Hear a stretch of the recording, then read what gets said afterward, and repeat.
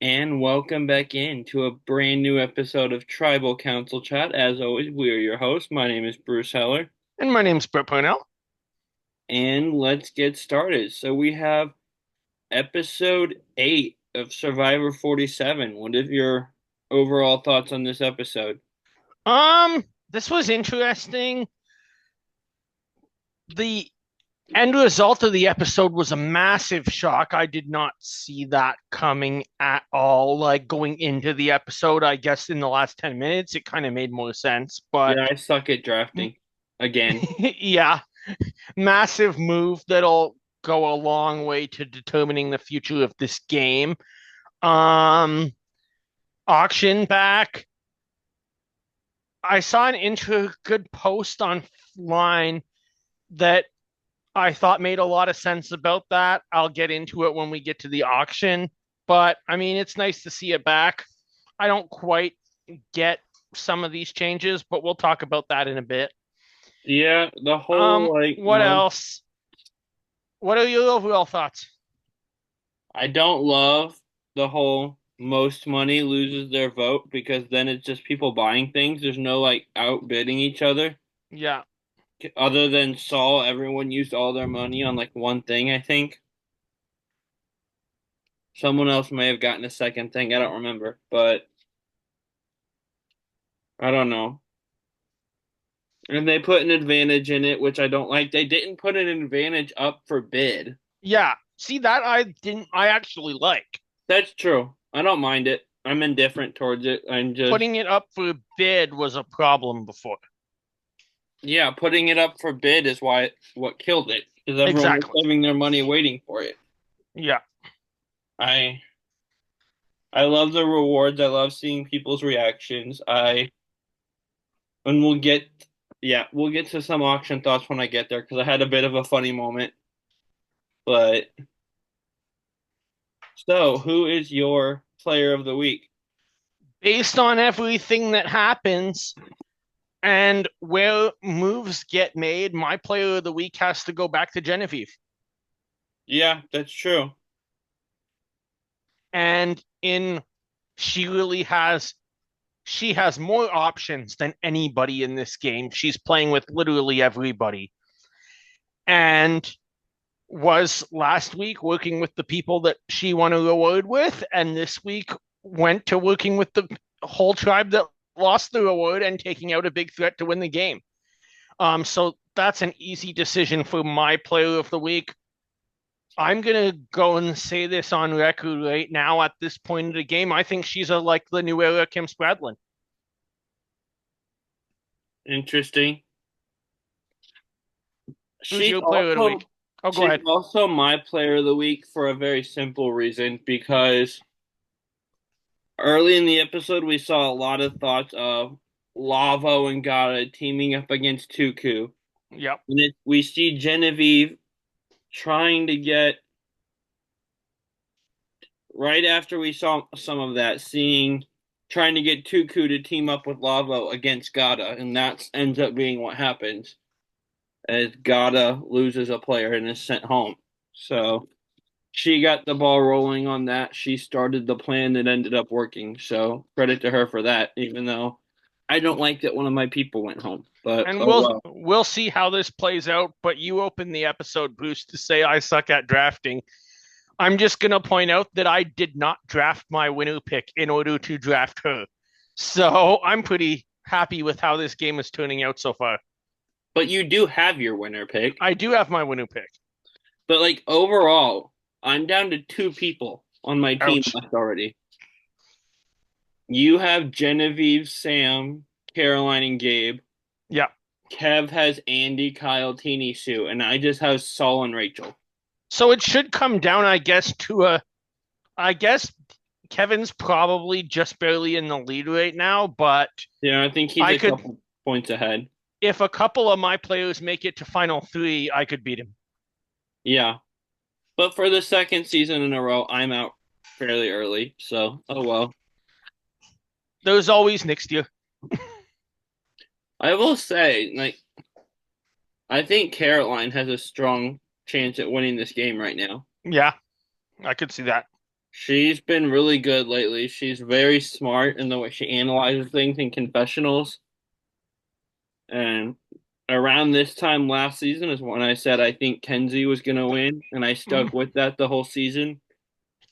So I guess it's time for me to make a bold prediction again. So just before we dive in, I'm going to plant my flag in Caroline's winning, I think. I like it. She's been really strong so far. I mean, that means that you think that have the winner on my team, and I think I have a different winner on my team. So that's two against Kevin's picks. And I was about to pick her when you picked her too. So I'm going to give myself a little bit of credit for wanting to pick her, Yep. even though I had chances to and didn't. So we open the episode, and Saul is playing this kind of goofy act so people don't know how strong and strategic he is. He's talking about, and I think that's really smart. Yeah. I think he's doing a really good job. And just with how smart he is, but also how even keeled he is all the time, it feels like he reminds me of Yule. Yeah. And I I love can him. see that. So, And I any, really like at this point too that Saul waits for camp to calm down a little bit, but then make sure that he doesn't leave it too long before he lets Rachel know that the only reason that she has a shot at $1 million is because of him. yeah, and as we see him revealing to her and we see them bonding, he says he's building the SSAs, Saul's Secret Agents, and I love that name. It's hysterical. Yeah, that was funny. Maybe like I mean, secret agents are kind of like spies. Saul's secret agents, spies are us. I'm seeing a similar connection here that I'm stretching into being a thing. So yeah, we see this scene between Saul and Rachel, and I'm curious. Hey, we could even go with another name that we've heard before on another show I podcast on, Spies, Lies, and Allies. Oh gosh, no, that's it's not a terrible season. It's just not anything special to me. I guess Michelle's a rookie on it, so it's a great season. it's Michelle's first season, but just the season itself doesn't stand out to me as compared That's to very like true. Rivals, for example. Oh yeah, no question. Rivals one is might be my favorite season. I don't know, that's hard. Maybe the duel, Mm. but anyway, I love this. Anyway, we're back to Survivor, but listen to TT and I on New Generation Challenge podcast. Yes, and buy merch with their logo on it. Yep, I ordered a Tribal Council chat hat just the other day that's sweet. gonna look really cool. So you guys should do the same thing. And Pit Stop Pals merch also. So, but anyway, I love this scene between Saul and Rachel, where like he reveals this to her. They bond. They both have good feelings. They want to work together.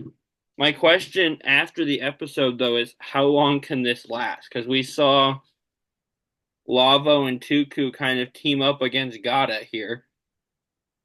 So with Rachel being Gata, Saul being Lavo, they're how like are they as a pair gonna be able to last? Is my question. Yeah, I could see even if the broader alliances don't necessarily work, that they could work. Yeah, I think maybe at this point of the game, what we're potentially going to see is all. I don't necessarily think that there is really a tribal breakdown anymore. I think this is now like how many people are left? 9, 10 people playing their own game. something like that. They're at 8, so 10 people left. 8 gone. But like in my opinion, I think that that's exactly where we're going to go, because even though we saw a kind of shift to the alliances this week, don't think for a second that if Kyle doesn't win a challenge that he's going to still be around in this game. See, you say that, but if you look at Cambodia, everyone thought that with Joe too. And when he won three in a row and then didn't win one, he didn't get voted out the first week he didn't win one. Yeah, but those were all returning players. Yeah, not impossible that he could stick around No, though. it's not impossible, but It's not Highly likely, unlikely. but yeah. So, and right here is where the next scene is where we see what I asked about earlier: Sam trying to plan a Gata Lavo majority to take out Tuku, Yep. and it says he's planning ahead for a Gata Tuku war, which again they were making that look like it was going to happen for a while. They certainly were. And that's exactly where my player of the week decision came from, is And, that they were making it look like it was going to happen for everybody. And at some point, we'll get into it later, but Genevieve is just showing that she's above the tribal game and is playing her own game and playing to win. And I don't think everybody here yet is playing to win. I think they're playing for one more episode or one more week. yeah, and also not a ton to analyze here. But Saul said that I forget who he was talking to, maybe Sam, that some people in Lavo have never seen The Karate Kid.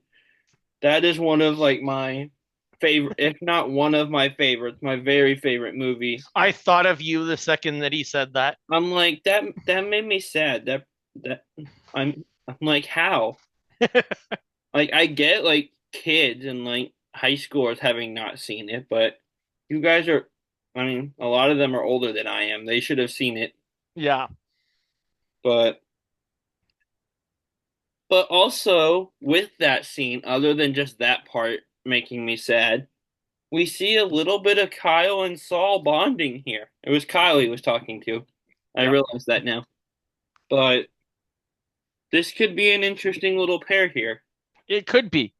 Because we with this potential pair, we get two very different aspects of the game. Where Kyle is the very physical threat and outdoorsy type player, and Saul is one of the smartest people in this game. Yeah. And I think this puts Saul in a good spot too, no matter what happens with the Gata versus Tuku war that seems to be impending. Because he's got people on both sides. He might have this thing with Kyle. He definitely has a strong bond with Rachel. Yep, So whichever way the God at Tuku war swings, Saul's covered, dude. that's it. I Saul is love. in a great, in my mind, I think Saul's probably in the best position to get to the final three of anyone in the game so I far. know. I just said I thought Caroline was winning, and I'm gonna stick on that. But my second person is Saul for Hmm. sure, and he's on my team, so I'm rooting for Oh, him to win. nice. But I think it's gonna be Caroline, and I don't dislike Caroline, so those are the two I think that are sticking out to me right now. So moving on, and this is where the auction comes in. It's like with the 45 auction, instead of all having a set amount of money, money's in these little tubes where they have to run around the forest and find them. They can only grab one at a time.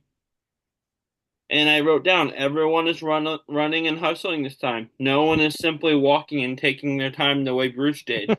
45. That's very true. That doesn't mean that they're going to be any more successful than Bruce did, but No, Andy somehow, despite trying his hardest, found a way to be less successful than the guy that was just walking and taking his time the whole time and not even like really looking that hard. Like this scene we get from Andy, I feel bad for him, but it's so funny that yeah. he's he's walking around, he's looking really hard, and then like there's a little money tube that's really obvious to us as the audience that Andy just walks right past it. And And he he does it on multiple occasions. I know they show us like two or three scenes back to back of him doing that. I'm like, how? And one, he's just like standing right beside a money tube, and who is it like Rachel just grabs it? I'm also super unobservant though, so I'm kind of afraid Andy, like I would pull an Andy in this scenario. But Sierra gets the most money. She gets $1,060. That's crazy. So we get to the auction, and my first note is, and this is just very on brand for me and my tastes, Teeny spends all of her money immediately on the mac and cheese when Jeff says mac and cheese. Yep. I would have done the same thing even if I Yeah, had Sierra's amount of money. That is one of my favorite foods. fair enough. I would have Um, just immediately gone after it. and that's what you have to do in order to get rid of money. Um, the question that I had, and this was what I said, it wasn't thought out, is when we see Saul win the potato chips and glass of Coke. Jeff had a fixed price for this, and I right away called it out and said, that's a trap. So I thought Saul was losing his vote. Yeah. Instead, Sam ends up being the one to lose his vote because Saul gets a second item, very smartly played later. But when Jeff said it was for a fixed price and not being auctioned off, I right away said, that's a problem. In Saul's case, Jeff is trying to get him to lower his money beyond a amount that he cannot win auctions against the other players, but also can't spend any money in order to potentially not lose his vote. Yeah, I don't know what that was. The fixed price was weird. The other funny thing that happened to me in the auction was I wrote down these are all awesome items. Where is the glass of river water or something like that? Australian Outback had a glass of water from the nearby river. Yeah, And then as soon as I finished writing that, the giant fisheye came back, just like we had in 45. yeah. So ask and I shall receive. And for the second time, watching someone take a bite out of a gigantic fisheye is really entertaining. My thought when I saw those two eyes there was just bringing me back to when I was scuba diving in Mexico because I've swam with fish that have eyes that big. That's freaky. Yeah. Also, can we talk about Kyle changed his entire dietary habit in case he got on Survivor, went from being vegan to being vegetarian. Wins a covered item that's buffalo wings, Yep. and then immediately abandons his vegetarianism. I Pretty loved quickly. watching this. Um, I Like mean, no hesitation there at all. no disrespect to anybody out there listening who is vegetarian or vegan. We're all entitled to our life choices. But I just loved watching this because it really showed one, the value of food out on that island, but also two, it gave me the question of, and I don't know Kyle, so maybe he can answer this when he's off the season and doing a podcast or something. But like, what is the reason that he is vegetarian? And is it a moral issue, in which case you're wondering how sincere it actually is when you see that, or maybe if it's just a health and lifestyle preference. And when you're starving on an island, that'll go right out the door in seconds. Yeah, Because not everybody is vegetarian because they have a moral um, dislike of people who eat meat or of the meat industry. Some people are just vegetarian because it makes them feel better when they wake up in the morning. yeah. You podcast on the challenge. Didn't a certain someone say they were vegan in an eating challenge in a final or something recently, and that stirred up controversy Did online? it ever? Because essentially in that, so for those of you who don't watch the challenge, Tori Deal, who's one of the top female competitors in the show. Why am I off camera? I started looking at the aquarium when we talked about fish eyes. For women, she's the face of the show right now for Yeah, Sarah, but go exactly. ahead. But she is a vegan for many years, and in a challenge that was meant to be done in teams, they allowed her partner, Devin Walker, Michelle's boyfriend, at the present time, to do the whole eating challenge by himself. And that was what stirred up all the controversy on that show. Yeah. So she won the season without having to do one of the elements of the final. Yeah, and Twitter Twitter fans already don't like her, so that was all over my timeline for a few days or weeks. Yeah. That's So a show where people, because the cast just comes back over and over again, has the loyal favorites, and you're on one side or the other, and the fandom will just fight about it for months on it. Well, it's years also on end. MTV, not CBS, so they really Yeah, ratchet up the drama, that's for and sure. it plays into the off season. Does it ever? But no, I love the quotes here. Jeff, when starts eating the wings, Jeff says, "Why are you doing this?" And Kyle says, "I'm hungry. If you're Yeah, gonna cave in, this is the place to do it." exactly. And then also Rachel paying for a covered item and saying, "I hope it's a burger," and then it was awesome. She had to have smelled the booger under there. Or it's just her favorite food she was craving and she took a guess. That could be. But And also, the winner of the auction, let me just throw it out there, has to be Caroline. Nachos and margarita was just looks so good on that island. yeah, I'm not a big guac. Well, was she? No, the guac and salsa was something else, or was No, it? that was the I'm not a huge like avocado-y guac person, but Teeny getting a big bowl of mac and cheese was what I had my eye on. nice. So I eat a lot of guacamole, a lot of Mexican food, I love and Mexican food. Mexican food and barbecue are my two favorite I genres drink of a fair food. amount of tequila, so that just looked amazing. Yeah, I do love Mexican food. Mexican and barbecue are my two favorite genres of food, easily. Nice.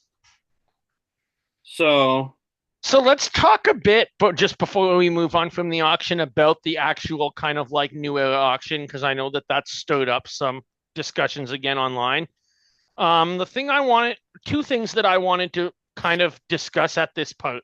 One is I saw a post on Instagram that I thought was neat that it said the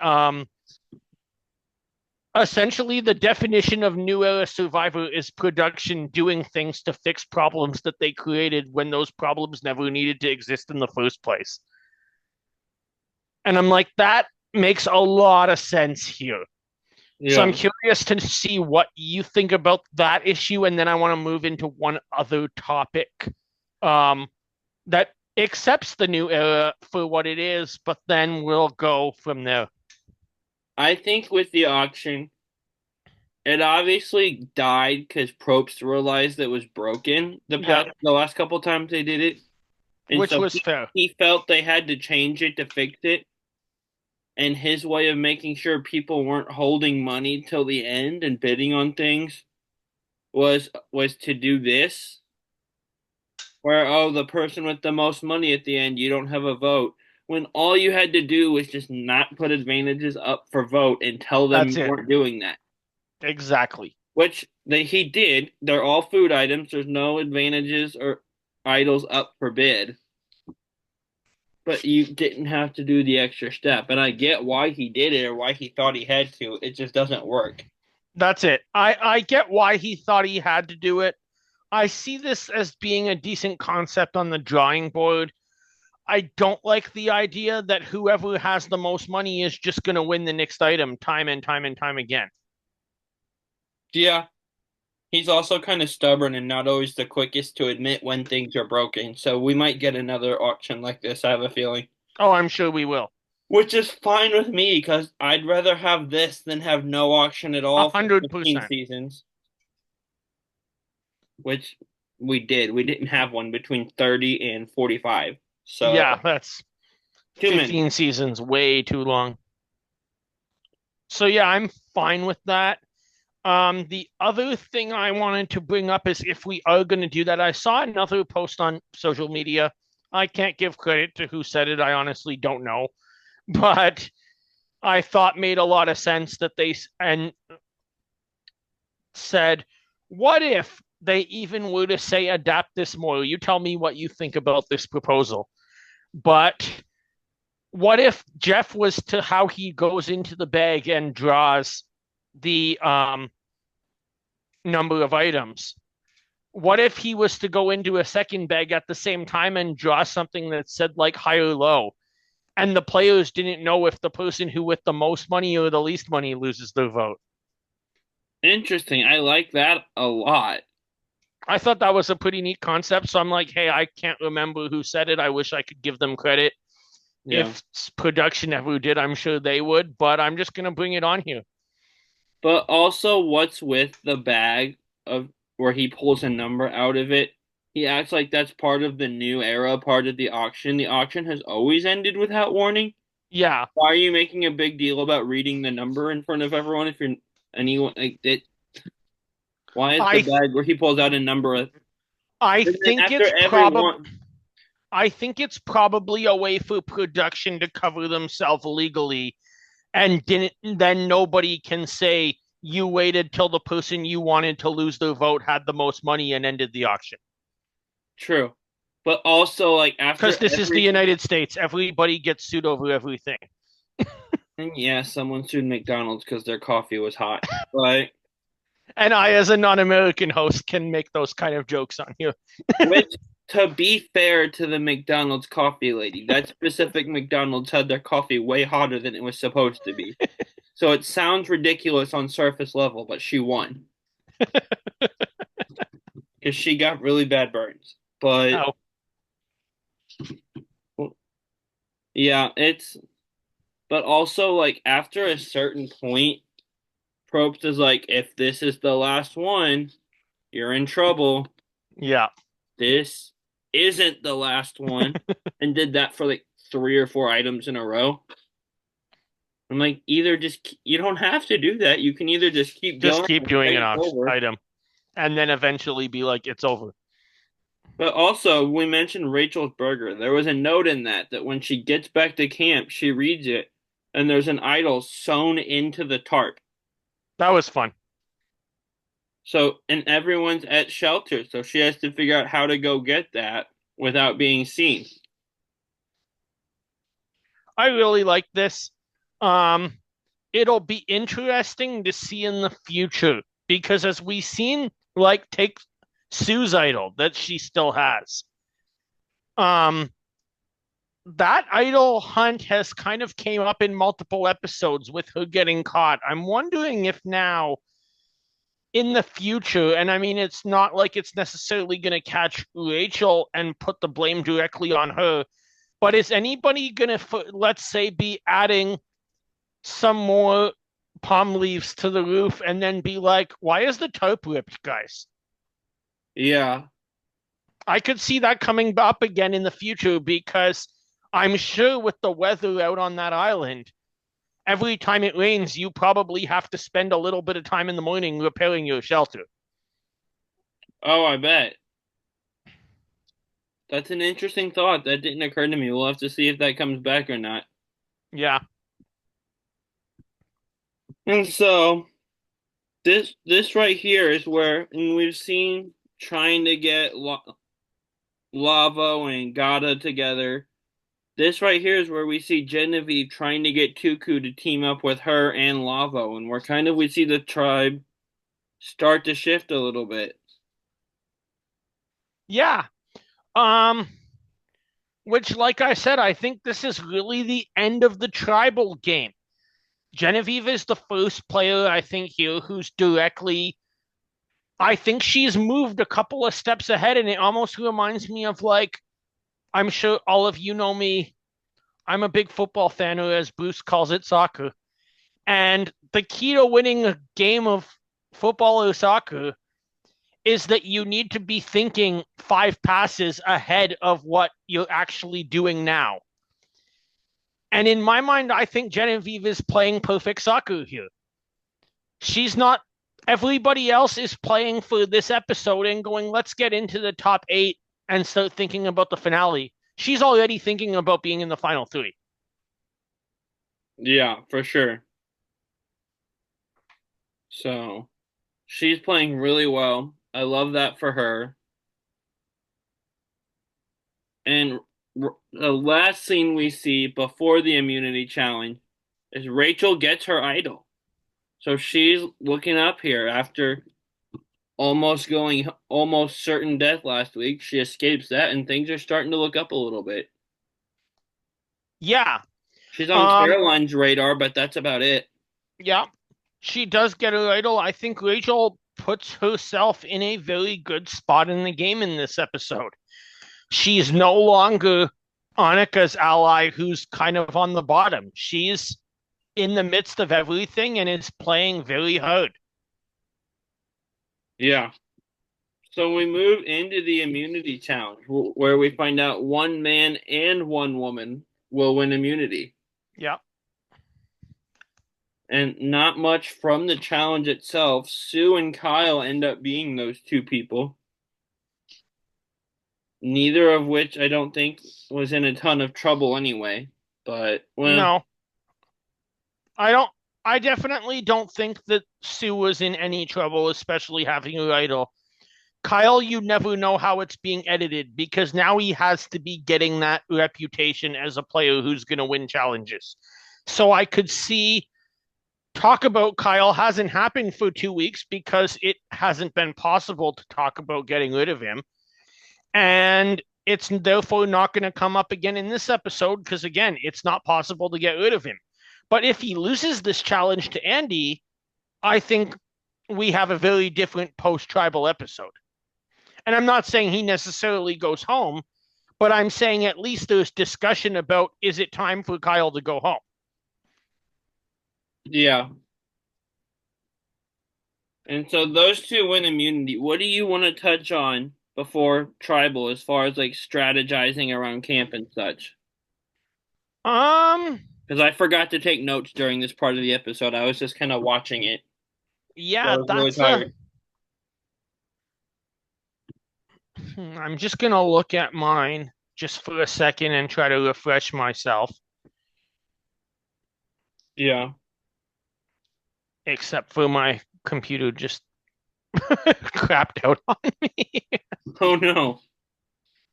No, it's not the computer that I'm talking to you on. It's just where my notes are. I figured.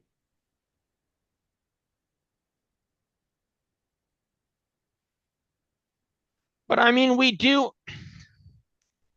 I already kind of made my point here with in relation to Genevieve's game. Um, Rachel is a player I did want to talk about, and I kind of just hinted at that. But not only having an idol, but she now has that relationship with Saul, which means that she's de facto working with Teeny. Um, she obviously was completely blindsided by Sam. So I think she's a player that could really move around a lot in this second half. I don't know about you. Yeah, I would agree with that. I will say she is definitely at the top of Caroline's radar. Yeah. Because when we kind of saw the tide turning at first, that it wasn't going to be Gata and Lavo, that it would be Tuku and Lavo against Gata. Which, if you're Lava, why are you teaming up with the tribe that already has numbers? There's four of them, but we immediately saw Caroline But jump in there, and she didn't get her way, but she has a convincing case. She had people considering Rachel, and she said this last week of Rachel's very social. She gets along with people well. She's playing under the radar. yeah. So I think Rachel's in a better spot than she was, but I also like Caroline's coming after her, so I'm curious to see how that goes. Yeah, I'm curious to see that as well. And then it almost seemed like everybody in this vote kind of wanted somebody else. We see Teeny wants Sam to go, which I found tells me that Sam is already being seen as a huge threat by the two other tribes, Yeah. which I mean was expect excuse me is expected based on how like the comments that were made earlier in the game about him and Sierra, Hmm. and therefore being a little weary of how strong Sam is in the game. But if a player like Teeny wants him to go, even though she was working with him last week, in order that makes me wonder of is everybody that's not Sam and Sierra seeing Sam and Sierra as the two most dangerous players in this game? I guess so.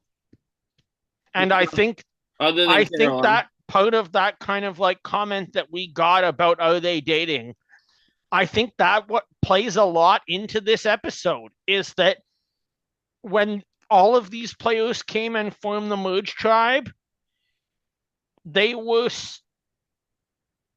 uneasy about the role that Sam and Sierra had and want to target both of them very early. Yeah. I do think the two of them probably could have toned down their duo-ness a little bit, both on Gada Tribe and on the Merge Tribe. But also, they were in a really good spot. It just kind of blew up on them. But so, yeah. So we get to Tribal. Rachel plays her shot in the dark, despite the fact that, like, at this point, it felt pretty like they were deciding between Sam and Sierra. Rachel playing her shot in the dark Yeah, caught me off guard a little bit there because that caught me way off guard because when she said Jeff, I thought she was playing her immunity idol. I did too. I wrote down Rachel plays her idol, then had to delete it and put Rachel plays her shot in the dark. Um, Why would this you, even if you are the target, which if everyone's deciding between the other two of them, I don't know why she wouldn't have known she wasn't a target. But even if this you are a target, why would you use shot in the dark when you have an idol? the, If you're that scared. I don't necessarily. If you're that scared, yes, but I think there's a bit more to this here. And I think Rachel calculated enough just to know that her vote didn't really matter.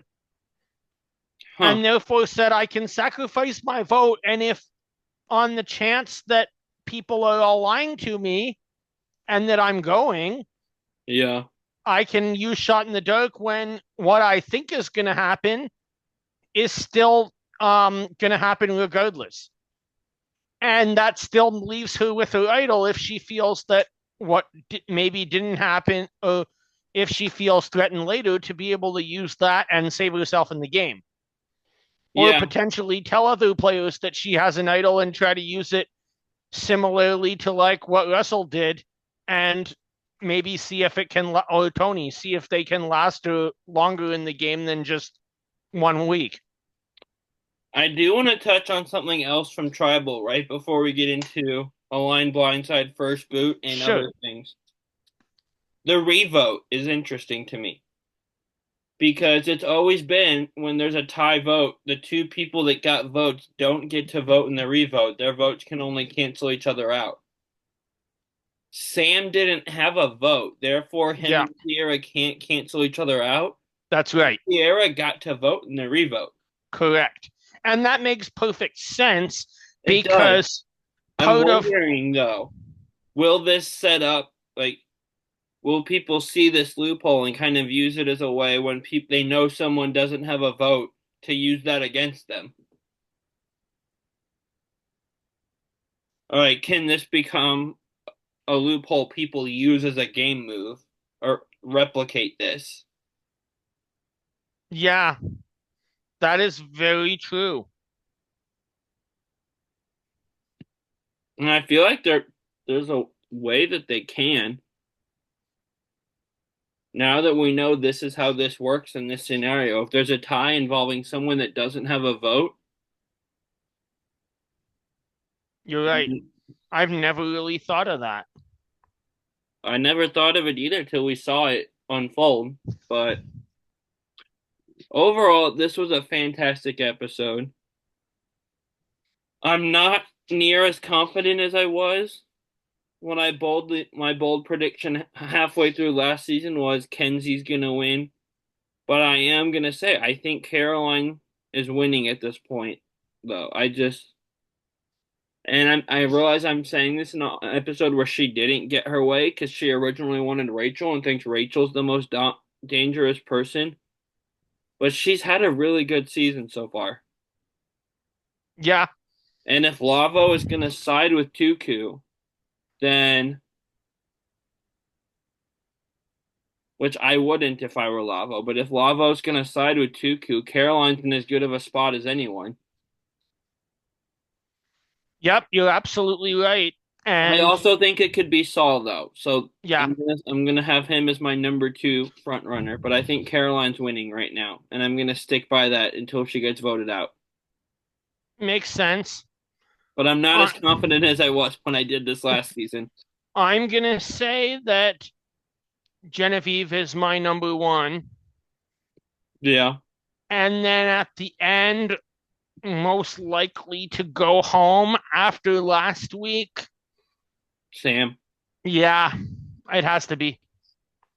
Which I love Sam, and I didn't want him to go home. But if it was gonna be one of those two, I was hoping it would be him, just so I didn't lose another person from my team so quickly. Yeah, but I guess you could have still been in contention. I'm like, now you just got to help me take the title away from Kevin. I don't know how I'm supposed to help with that, but I have Saul, and Not he's having gone really Sam deep. or Genevieve go home I have Saul, or he's going Caroline. really deep. You have Caroline, she's winning. You're good. Yeah. So, yeah, that's top and bottom. A line blindside first boot. Who you got? Give me yours because I'm trying to pick one more name that fits the theme. So mine's a very simple theme. Brett mentioned that his favorite sport is soccer. Mine is hockey, which is funny that one of our hosts' favorite sport is hockey, and it's not the Canadian. We like to break stereotypes on this show. Yeah, we sure do. Brett does really like hockey, but he I likes do. soccer more, I believe. Yeah. Just barely, I think. But my favorite hockey team is the Blues. You guys see me wearing Blues gear on this show all the time. So I have three people from Blue Tribes. I went to Interesting. a hockey game last night, and hockey's on my mind. So from Cook Islands, Railroad Tribe, Jonathan Penner. From Edge of Extinction's Blue Tribe, comma, Lauren O'Connell. And from my favorite New Era season 45's Blue Tribe, Kelly Nalbandian. Ooh, very interesting picks. Go Blues. Oh, I like all three of these players. So They're this is so so good. tough. You've got Penner, who might be my favorite confessionalist. You've got Lauren, who's my favorite one-time player. And Kelly's just a star. But Yeah, I'm gonna align with Penner. yeah, I think he really knows this game would be great to take to the end. That leads me to blindside Lauren. I mean, she proved that she could be blindsided when she gave an idol away to Chris. yeah. So I'd be less worried about that. She's, I hate the fact that that happened because she was probably my number two favorite player that season. Your number And one was Aubrey, of course. I like Aubrey. I got nothing against her. I know, it's the Bruce is just fans. making a joke. Yeah, it's the fans. No, my number one was Aubrey's um returning player slayer, Victoria. Which is admittedly, that is part of why you like her so much. Like, the Aubrey thing is a joke I make, but her getting blindsided is a big part of why you like Victoria, I think. Why I started cheering for her so early in the season. Oh, that's funny. So that leads me to have to first boot Kelly. I hate that I'm first booting Kelly, but I mean, she's the probably the player I know the least about here, just because we haven't seen her for that long. So Yeah. it is what it is. What about you? I don't know what to do with Penner. Because Penner is, like, I think me and him would get along well. He's a smart guy strategically. But all three seasons he was on, he finds a way to take someone off. In Cook Islands, it was pretty much everyone at various points in the season. Micronesia, we see him and Suri get into an argument at some point. Yeah. And I don't know if he really ticked anyone off in Philippines, but Jeff Kent just had this vendetta against him from the beginning. So I'm gonna align with Penner, but my favorite player of these three is Lauren, but I'll explain why I'm not aligning with her in a sec. I'm gonna align with Penner, but I kind of nervous about it because if like we get the Cook Islands version of him or he does something that ticks everyone off, I don't want me being closely tied to him to affect me. So But I don't think we'd get that version of him because he kind of matures over the years. If we get Philippines Penner, I'm good. makes sense. I'm blindsiding Lauren, and I want to align with her so bad. But Lauren plays the game the same exact way I would, which is very socially based, very building relationships through conversations, being very genuine with people. Yeah, And if I'm going to the end with someone that played the same game as me, I don't have a way to differentiate myself to the jury. makes sense. So I hate that I'm not aligning with Lauren, but her game is too similar to how I would play. It's the same game I would try to play. Yeah, I So, would see that. which leads me to first boot Kelly for no other reason than she's the only one left. Yeah. So we're in agreement here today for yours. Yeah, for different reasons, but yeah. Yeah. For mine, And you're more um, confident aligning with Penner than I am.